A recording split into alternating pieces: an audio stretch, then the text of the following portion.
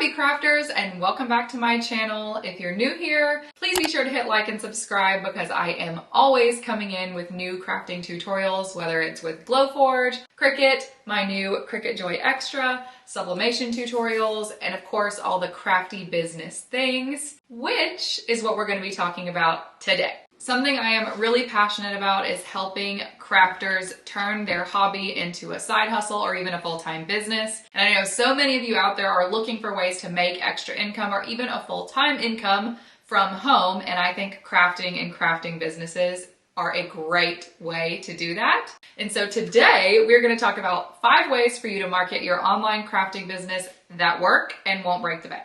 Okay, number 1 on our list is blogging. And if you think blogging is dead, you are wrong. Blogging is still very much alive and well. It just serves a little bit of a different purpose than it used to. So it used to be that everyone would go read blogs for information. They would read blogs to learn about things. They would read blogs for entertainment and for fun. And now with the rise of short form video and even long form video like here on YouTube, there is just a plethora of information out there, and a lot of people don't seek out blogs as their primary source of information or entertainment anymore when it comes to the content creation industry. However, that does not mean that blogging is dead, because it is still very much alive and well and can really serve you for your crafting business. So let me tell you how.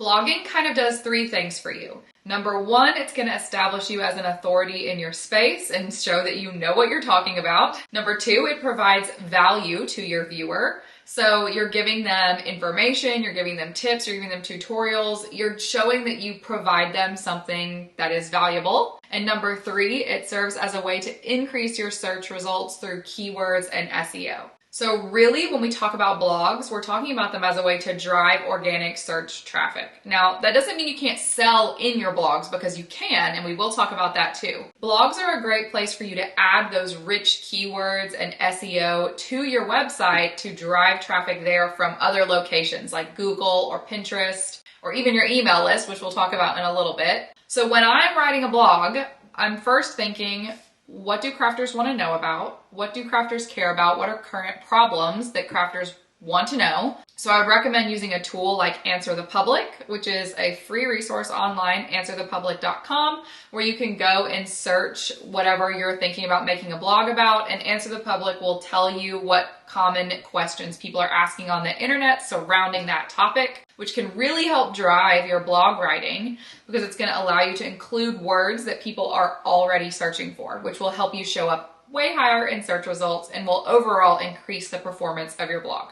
So that's a great place to start. And then also just doing some general research to understand what keywords people are using on social media surrounding your crafting niche, what keywords people are using on Pinterest surrounding your crafting niche, what are people talking about on social media, what are people asking questions about? That's where Answer the Public comes in. Or you could even use Etsy to figure out what are people searching for product-wise. And those are all things you can craft a blog post around to make sure that you're increasing your search results. And this is for free. So this is a great way to drive organic, which means free, traffic to your site, to your products, to your brand, in a way that also provides value to your customer and shows that you're an authority in your niche. All super valuable stuff. So I highly recommend adding blogging kind of into your weekly flow. That doesn't mean you have to blog all the time. Maybe aim for 1 blog post a week. Use ChatGPT and use AI generators to help you create that blog if writing is not your forte. You can even use ChatGPT to tell what kind of keywords you'd like to include in the blog, who the blog is for, and what audience ChatGPT should cater it towards, and kind of allow it to help you get the ball rolling. It probably won't be able to write the whole post for you with no edits, but it certainly is going to help you not start with a blank page and kind of increase your efficiency when it comes to writing blogs. Now, when we talk about what kinds of things you might want to put in your blog, this is where you really want to think about adding that value to your customer or your viewer or your ideal audience. So this is where you want to include tutorials, tips and tricks, common hacks, trends within your niche, or even behind the scenes content or stories that are pertinent to your business. All of those things provide extensive value to your audience and will be things that they will be excited to search for and excited to come across. For best practices, make sure you do your keyword research. Make sure you use good SEO strategies. SEO stands for search engine optimization. And this is where it's much like keywords. We're trying to include words that people are searching for so that when they do search for that term, your blog is the one that comes up. And also make sure to use good linking strategies in your blog. Remember that once you have them at your blog, they are yours to lose. So don't miss this opportunity to link them to other important pieces of content or products that you want them to see. This could mean linking to a product directly that you sell. This could mean linking to another blog post or even linking to a social media post to keep them in your ecosystem and show them that you have more value to offer them. We've talked about blogs as a really good way to increase your search engine optimization, to increase your organic traffic, and even a way to be an authority in your field. But what we haven't touched on a ton is how you can use blogs to actually make money, and you 100% can. Using those linking strategies is really going to help you make some money off your blogs, especially if you surround your blog topic with something that you can easily sell through. So what I mean by that would be, a good example could be if fall is coming up and you want to list 5 trending DIY home decor projects for fall. Okay, well that could be really high search results, and so you're excited, you're gonna get a lot of traffic off of this, you're making your post. Well, maybe every image of that post is a DIY home project that you made and that you want to sell. Or maybe it's a design file that you sell on Etsy that they could purchase to make the project. Or maybe you want to talk about 7 home decor trends for 2024. Maybe you're a crochet artist, and so you're including crocheted finds that would be great to have around your house, and you're linking directly to your products. Or maybe you're a crafting coach and you want to make a post about marketing strategies for your crafting business, and at the end you say, one great way to market your business is to get the help from a coach, and you have a call to action for them to directly contact you. The key to selling through a blog is that you don't want it to be the focus of the whole post. You'll hear me say this throughout this whole video, and you'll probably hear me say it time and time again. You want to give more than you get. We always want to make sure we are giving value to our ideal audience before we ask anything of them or want them to purchase from us. So while it can be tempting to pack in our products in a blog post, our primary incentive here is to give them something of value, whether that's a tip, tutorial, trends, a hack, anything like that, while also acknowledging, hey, we can meet this need for you also, and here's how. And that's when you can go link to a product. So I think you'll be really successful at this. I think you're gonna have a good time with it. Again, check out ChatGPT as a way to kind of get you started. I can make a whole video on that if you want more information about using AI for your crafting business. Let me know in the comments if that's something you're interested in. But definitely recommend getting into blogging. Get that organic traffic to your site and sell some products in the process. Okay, number 2, the second thing we're gonna talk about today is Pinterest. I love Pinterest. I think Pinterest is such a good way to drive traffic to your products, to your site, to anything that you offer. And the beauty of Pinterest is so many people don't utilize Pinterest to its max capacity. I would say it's probably one of the most underutilized social media. Well, I actually wouldn't even call it social media, but we'll get into that in a second. I would say it's one of the most underutilized platforms for selling your products. And it's really a shame, but honestly, maybe we should gatekeep it a little bit more because it's not super crowded and maybe we want to keep it that way. Okay, let's talk about Pinterest. So Pinterest actually is not a social media, it's a search engine, which is why it is so impactful for your crafting business, especially because the DIY and crafting niche is the top niche on Pinterest. Not only that, but I spoke with a Pinterest representative, and one thing they pointed out to me that was really telling to me is that the great thing about Pinterest is by the time anybody lands on Pinterest, they're already primed to purchase. They know what they're looking for, and usually they're saving things to boards because they want to buy it, or it's kind of a wish list for them. A lot of people go to get inspiration for things they already know they want.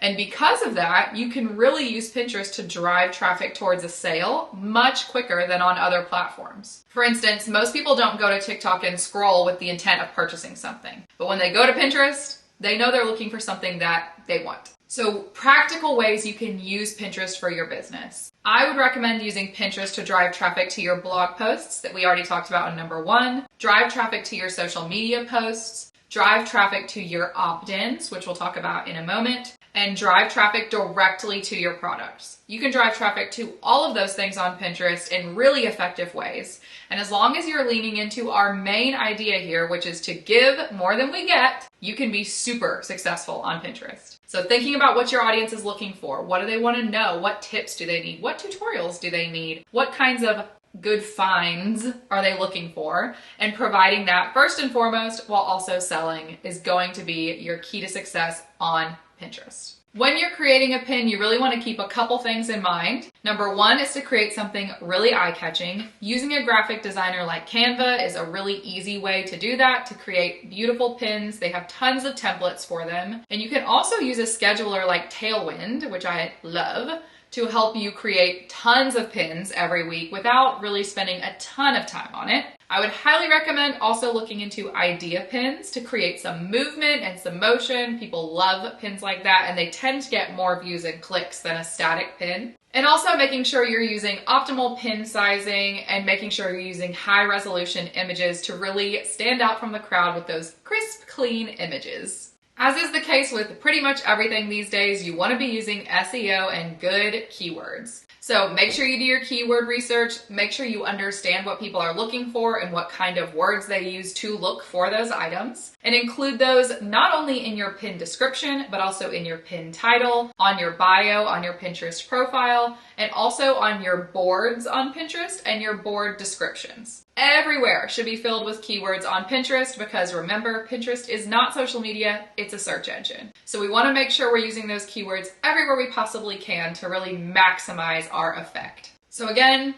I love Pinterest. I think Pinterest is amazing. I think Pinterest is underutilized, and Pinterest can be another free way for you to generate tons of traffic, not only to your products, but also to your blogs, opt-ins, your social media, and so much more. I highly, highly, highly recommend diving into Pinterest. And if you want to know more about Pinterest, we can make a whole video on it. Let me know in the comments. Okay, number three. Number three is building an email list. I could harp on email lists all day long, so again, I'll say this for every bullet point we talk about today, but if you want to know more about email lists, please let me know in the comments. I could honestly make a whole series of videos about email lists, but you definitely want to have an email list. I have almost 400,000 followers on TikTok. I have 43,000 followers on Instagram, and even with that, my email list is my top priority because at the end of the day, TikTok could go away tomorrow, knock on wood, or Instagram could go away tomorrow and I would be left with nothing if I didn't have an email list, because ultimately you don't own your audience on any of these platforms. You do own your email list audience. They are yours to lose and they are yours to connect with on a direct level right in their inbox whenever you want to. It's a powerful selling point to have an email list that you use effectively. And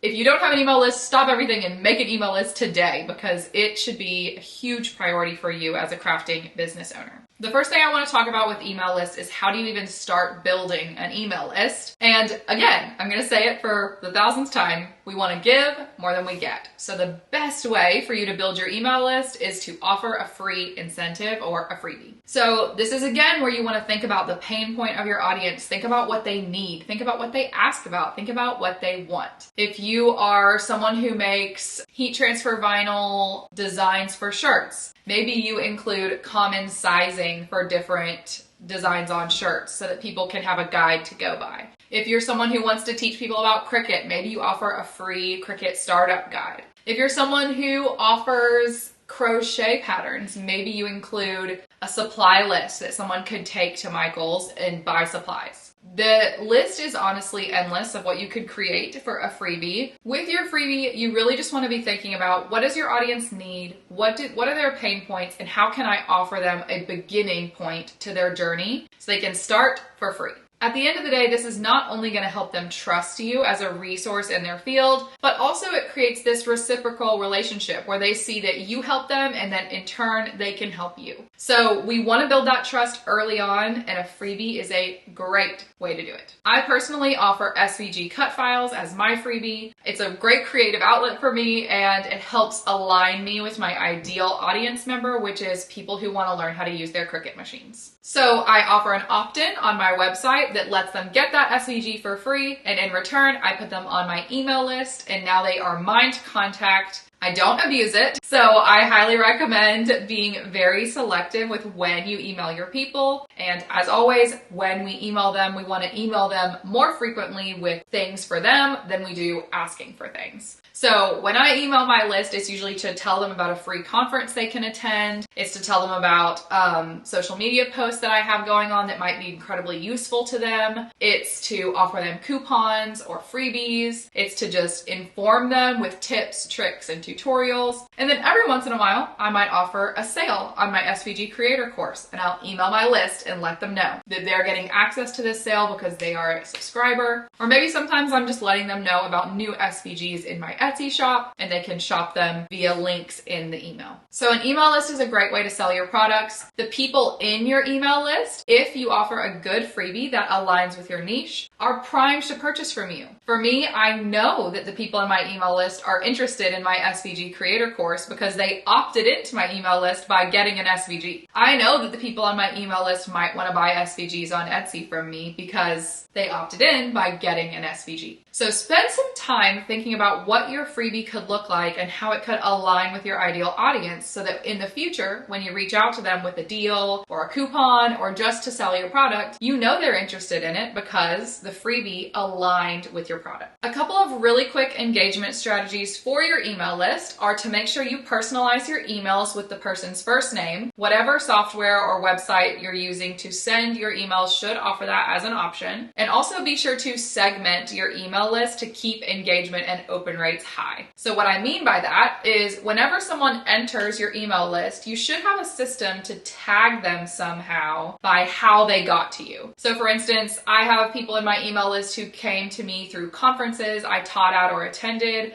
I have people in my email list who came in from a free SVG. I have people on my email list who maybe bought something on Etsy and joined my email list from there. And I have automation set up through my website platform, which is Kajabi, to attach a tag to those individuals telling me where they came from, which just allows me to further personalize their emails to their interests. So for instance, I just taught at a sublimation camp, an online crafting event, and I got a lot of people on my email list from there. Well, whenever I post a sublimation video on social media, I'm going to send an email out to that particular group because I know they like sublimation and let them know that I have a new video that I know they're going to love. So just adding that extra touch of personalization can really help connect with your audience on a deeper level, and it just continues to garner that reciprocal relationship that really ends up making all the difference when we actually want to sell them something. Okay, I know I already said this, but I could spend a lot of time talking about email lists. If you want to know more, let me know in the comments. Number 4 is social media. Social media is maybe my favorite thing to talk about. I am a content creator at heart after all, and I love using social media as a way to connect with my audience and build a true community. I think a big mistake that a lot of crafting businesses make on social media is thinking that it's a place to sell. And at the end of the day, it's really not. But that doesn't mean you can't use it as a way to drive traffic towards selling. But social media is the most sensitive of all the ones we're going to talk about today in terms of people are very sensitive about feeling like they're being sold to on social media. When I open up Instagram, it's because I want to decompress. I don't want to be served an ad. I don't want to be sold. I don't want to be told I need something. And it's the same with TikTok. People enter these platforms because they want to connect. They want to build community. They want to be entertained. Maybe they want to learn, but they don't want to be sold to. So when you think about your social media, you actually kind of need to think about it backwards. Yes, we are going to use social media to tell people about what you can offer and what your business can do for them. But really, our primary purpose on social media is to build a strong, tight-knit, engaged community within your crafting niche so that when they do move forward and join your email list or move forward and go check out your website, that's when we're going to sell them our product. So I want you to not think of social media as a place to sell your products. I want you to think about social media as a place to provide value, provide value, provide value. I want you to think of social media as a place to engage in comment conversations with your ideal audience, or to ask questions of your audience and figure out what they want from you, or to have live videos where you can just talk back and forth with them and really get to know the heart of your ideal customer. It seems like a waste of time for a busy craft business owner, I know, but I assure you it's not. Because the more you get to know them, the easier it's going to be to come up with products that really end up selling, the easier it's going to be to drive people to your email list, and the easier it's going to be to get them to your website to check out what you offer. This is where the magic happens, because this is where we build our raving fan base. And if you center your social media platform around you as a person, it's going to pay off dividends in the end. Because at the end of the day, people don't follow products. They follow people. So we want you to make your social media a place where you can talk about your story or the heart behind your business. Why did you start it? Why do you care about it? Why do you love it? Show behind the scenes content, ask questions, give tutorials, give tips, give hacks. Use this as a place to connect and provide value, because then you're going to know so much about your ideal audience that when you go to create a product, you know you're creating something that's just for them. And then it becomes that much easier to hop on your Instagram story or hop on a post and say, you asked for this, or you've been asking about this, and I found a way to help, and here it is. And then just watch what happens to your sales when you approach your social media like that instead of approaching it from a selling perspective. I promise you will not be sorry. The important thing about social media is not necessarily how much you post, but that you're consistent. So I don't want to get into the weeds on the algorithms today, but what I do want to tell you is don't ghost your people, show up for them. Just like with any friendship, if I only asked you out to coffee once a year, you would think we're not really friends. And it's the same thing with social media. You want to show up for your people and be there for them consistently, and that is really the main idea. Make sure you respond to comments, make sure you respond to messages, and just be present and active in your community and be a part of your community for the best results. I could say a lot about social media. I think that's probably clear. If you want another YouTube video just on social media and how you can use it to grow your business, let me know in the comments. Okay, number 5. We're not going to spend as much time on this one because this is the only strategy we're going to talk about today that actually costs you money, but it is worth saying because it can be very effective, and that is paid ads on Facebook and Instagram specifically, but also know that everything I talk about in this section could also be applied to paid ads on Pinterest or paid ads on TikTok. So here's the big caveat to what I want to say about paid ads on Instagram and Facebook. Everybody likes to think that paid ads are like the magic sauce to selling your product, and that, oh, well, if I just run an ad, I'll get buyers. Don't think of advertisements or paid ads as a solution. Think of them as an accelerant. So if what you're offering is not needed by your target audience, all a paid ad is going to do is tell you that it doesn't work quicker than if you had just posted about it organically. If you're providing content that your viewer isn't going to engage with and isn't really interested in, running an ad is only going to tell you that quicker. Paid ads just put the eyeballs on your content faster, but it's not going to force them to like it. When you're running paid ads, I always recommend that you have done the legwork on the front end to do your keyword research, do your market research into what your customer is looking for, post on social media organically and connect with your audience and go live and respond to comments and answer questions and ask them what they want. Because once you've done all of that and you know that they care about what you have to say and you're meeting a need of theirs, that's when paid ads can really pay off, pun intended. Paid ads can be a little bit complicated. It is something that I do. If you want me to run your paid ads, definitely reach out to me and we can talk about it. Just shoot me a DM on Instagram at It's Laura Lambert. But it is also something you can definitely learn yourself. Facebook actually has a free course to kind of give you the basics of learning how to run paid ads. But the things that I will tell you today are that you want to make sure to set a good goal and set a good budget for your project to make sure you don't go way out of line. And you also want to really think about your campaign objective before you build your ad. So some ads are just for raising awareness about your brand, while others are meant to convert directly to a sale. And there are places for both of those kinds of ads. In fact, the best ad campaigns kind of do a combo of both. Meaning, instead of just running one ad, you're going to split your budget between two, some that kind of help you raise awareness and some that actually aim for a conversion. All that being said, paid ads are effective if you do them correctly. My encouragement for you today is not to get bogged down in the weeds of how to set up an ad, but instead to focus your efforts on building a strong community, making sure you offer a product that they want, and then considering running an ad to accelerate the exposure of something that you know is good.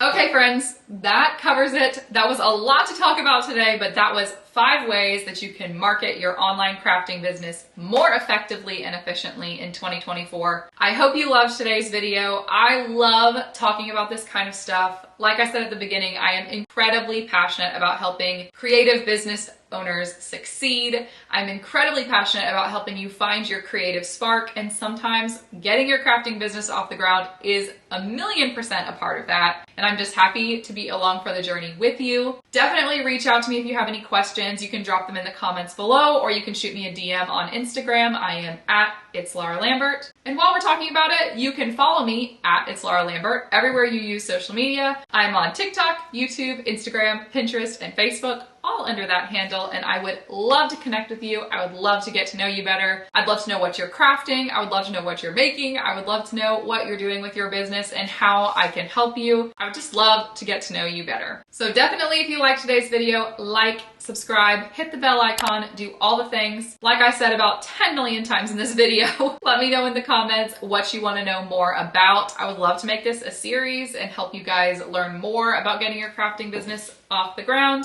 I love all things marketing, and I would love to be here to help you along your journey, whether you're just starting or you're in the weeds already. I want to be there for you. So let me know what you want to know more about, and I will definitely get to making those videos. So we didn't do a craft today, but I'm still going to say it. Happy crafting, and I'll see you here next week.